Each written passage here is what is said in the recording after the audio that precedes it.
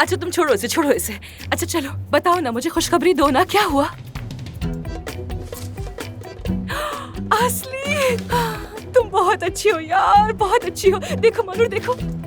अरे कुछ भी नजर नहीं आ रहा, लेकिन ये काफी नहीं है। शायद इससे तुम्हारी हेल्प हो जाए। आमिर, ये क्या है?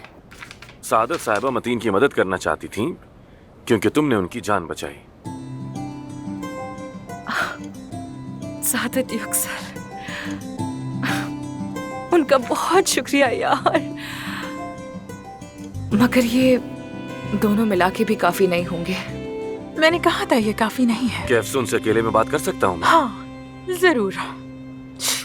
आ जाओ, मैं तुम्हें जल्द साफ करने वाली मशीन दिखाऊं।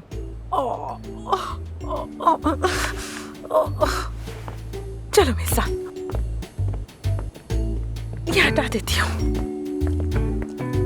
चलो इस तरफ से।